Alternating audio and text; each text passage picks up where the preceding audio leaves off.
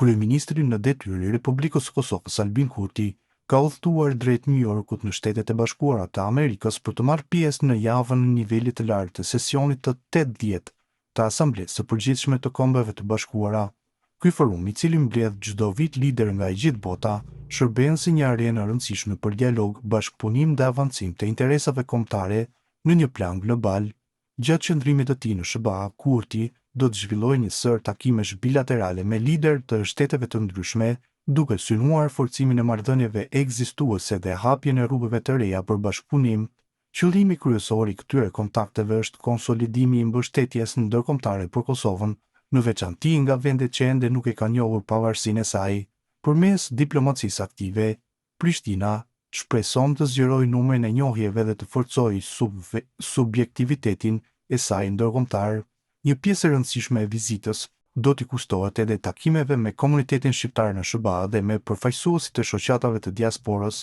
Kryeministri në detyrë pritet të diskutojë për rolin kyç që diaspora ka luajtur dhe vazhdon të luajë në mbështetjen e shtetit të Kosovës, qoftë përmes lobimit politik, qoftë përmes kontributit ekonomik dhe kulturor. Këto takime pritet të shërbejnë edhe si një thirrje për përfshirje më të madhe të Morgatës në proceset zhvillimore dhe investuese në vendlindje. Në agjendën e Kurtit gjatë javës së nivelit të lartë janë gjithashtu edhe prezantime që lidhen me mundësinë që Kosova ofron për investitorë të huaj. Ai pritet të theksojë përparësitë konkurruese të vendit si fuqia punëtore e re dhe e kualifikuar, pozita gjeostrategjike në rajon si dhe politika e orientuar drejt zhvillimit ekonomik dhe inovacionit.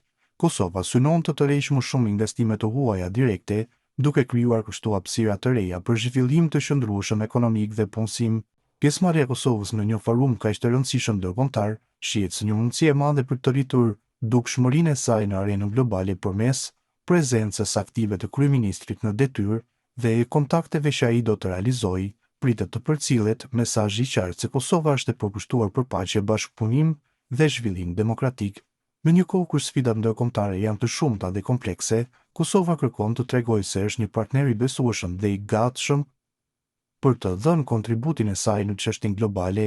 Kjo vizitë e Kurtit në New York shënon një tjetër hap në rrugtimin e Kosovës drejt fuqizimit të subjektivitetit ndërkombëtar dhe rritjes së rolit të saj në skenën botërore.